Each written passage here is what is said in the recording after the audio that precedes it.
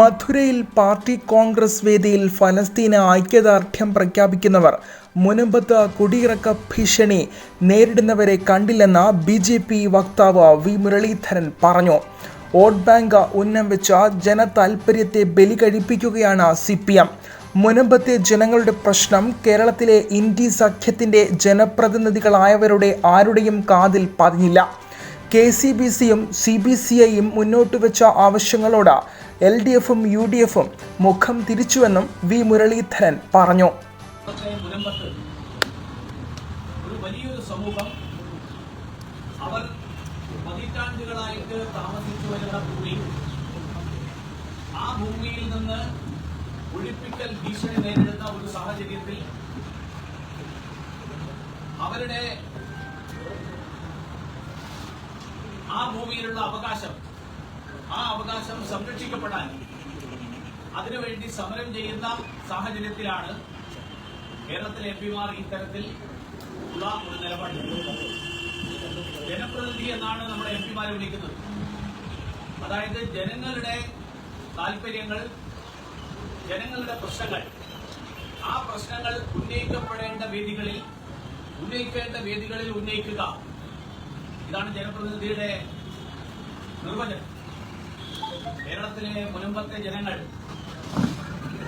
ആ ജനങ്ങൾ ഈ പറഞ്ഞ നിർവചനത്തിൽ കേരളത്തിലെ ജനപ്രതിനിധികൾ ആരെയാണ് പ്രതിനിധാനം ചെയ്യുന്നത് അതിൽ എന്തുകൊണ്ടാണ് ജനങ്ങൾ ഉൾപ്പെടാത്തത്? എന്തുകൊണ്ടാണ് മുനമ്പത്തെ ജനങ്ങളുടെ പ്രശ്നങ്ങൾ ഈ ജനപ്രതിനിധികളുടെ ചെവിയിൽ, കാതിൽ പതിയാതിരുന്നത്? കേരളത്തിലെ രണ്ട് പ്രമുഖ സമുദായ സംഘടനാ നേതൃത്വങ്ങൾ KCBCയും അതുപോലെ തന്നെ CBCIയും അവര് ആവശ്യപ്പെട്ടു ഈ ബില്ലിന്റെ കാര്യത്തിൽ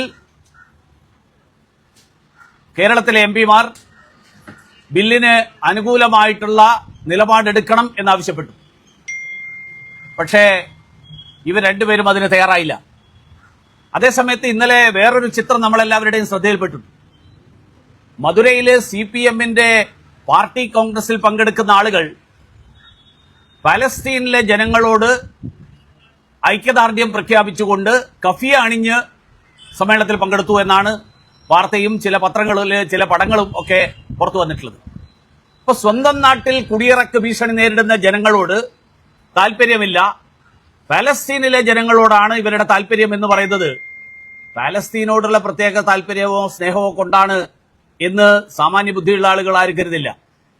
പകരം ഇതിന്റെ പിന്നിൽ ഒരൊറ്റ കാരണമേ ഉള്ളൂ: സംഘടിത മത വോട്ട് ബാങ്കിന്റെ വേണ്ടിയിട്ടുള്ള പ്രീണനം.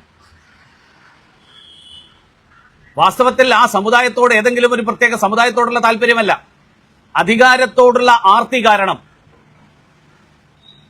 ജനങ്ങളെ തെറ്റിദ്ധരിപ്പിച്ചുകൊണ്ട് നിങ്ങൾക്ക് വേണ്ടിയിട്ട് ഞങ്ങൾ നിലകൊള്ളുന്നു എന്ന് തെറ്റിദ്ധാരണയുണ്ടാക്കിക്കൊണ്ട് അവരുടെ വോട്ട് തട്ടിയെടുക്കാൻ വേണ്ടിയിട്ടുള്ള ശ്രമത്തിന്റെ ഭാഗമായി ഈ സംഘടിത മത വോട്ട് ബാങ്കുകളെ ലക്ഷ്യം വെച്ചുകൊണ്ട് നടത്തുന്ന പരിശ്രമം. കാരണം സ്വന്തം നാട്ടിൽ കുടിയിറക്കപ്പെടാൻ ഭീഷണി നേരിടുന്ന ആളുകളോട് ഒരു താല്പര്യവുമില്ല, പാലസ്തീനിലെ ജനങ്ങളോടുള്ള താല്പര്യം.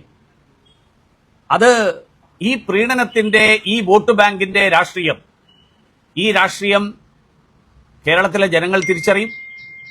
അധികകാലം എല്ലാവരെയും പറ്റിക്കാൻ ഇന്ത്യ സഖ്യത്തിന് സാധിക്കില്ല, CPMനും കോൺഗ്രസിനും. പിന്നെ MA ബേബി പറയുന്നത് പോലെ പാലസ്തീനോട് നരേന്ദ്രമോദി സർക്കാർ ഒരു അവഗണനയും കാണിച്ചിട്ടില്ല. 2024 സെപ്റ്റംബർ 22-ന് പ്രധാനമന്ത്രി നരേന്ദ്രമോദി പാലസ്തീൻ പ്രസിഡന്റ് മഹ്മൂദ് അബ്ബാസുമായിട്ട് കൂടിക്കാഴ്ച നടത്തിയത് ഒരുപക്ഷെ CPMകാർക്ക് അറിയില്ലായിരിക്കും. മാത്രമല്ല, പാലസ്തീനെ ആദ്യമായിട്ട് അംഗീകരിച്ച രാജ്യങ്ങളിൽ ഒന്നാണ് ഇന്ത്യ. പാലസ്തീന് UN-ൽ അംഗത്വം നൽകണം എന്നുള്ള ആവശ്യം, ആ ആവശ്യത്തെ ഇന്ത്യ തുടർച്ചയായി പിന്തുണയ്ക്കുന്ന ഒരു സമീപനമാണ് നരേന്ദ്രമോദി സർക്കാർ കൈക്കൊണ്ടിട്ടുള്ളത്. അതുകൊണ്ട് മാത്രമല്ല, വിദ്യാഭ്യാസം, ആരോഗ്യം, അതുപോലെ സ്കിൽ ഡെവലപ്മെന്റ് തുടങ്ങിയിട്ടുള്ള മേഖലകളിൽ പാലസ്തീനുള്ള സഹായവും പിന്തുണയും ഇന്ത്യ നൽകുന്ന കാര്യം മഹ്മൂദ് അബ്ബാസ് കൂടിക്കാഴ്ചയ്ക്ക് ശേഷം ഊന്നി പറഞ്ഞ കാര്യം ഒരുപക്ഷെ ദേശാഭിമാനിയും കൈരളിയും അവരുടെ പാർട്ടി അണികളെ തെറ്റിദ്ധരിപ്പിക്കാനായിട്ട് പ്രക്ഷേപണം ചെയ്യുന്നുണ്ടാവില്ല. പക്ഷേ വസ്തുതകൾ മനസ്സിലാക്കാൻ കൈരളിയും ദേശാഭിമാനിയും മാത്രം വായിക്കുന്നതിന് പകരം CPM-കാർ ബാക്കിയുള്ള മാധ്യമങ്ങൾ കൂടി നോക്കണം. അപ്പൊ അതുകൊണ്ട് ഈ സമീപനം കേരളത്തിലെ ജനങ്ങളെ എക്കാലവും വഞ്ചിക്കാം, എക്കാലവും പറ്റിക്കാം, അതിലൂടെ അധികാരത്തിൽ തുടരാൻ ആവശ്യമായിട്ടുള്ള സംഘടിത വോട്ട് ബാങ്ക് നേടിയെടുക്കാം എന്നുള്ള വ്യാമോഹം, ആ വ്യാമോഹം അത് വ്യാമോഹമായിട്ട് തന്നെ അവശേഷിക്കും. കേരളത്തിലെ ജനങ്ങൾ തെരഞ്ഞെടുത്ത MP-മാർ കേരളത്തിലെ ജനങ്ങളുടെ താല്പര്യം കൂടി സംരക്ഷിക്കണം.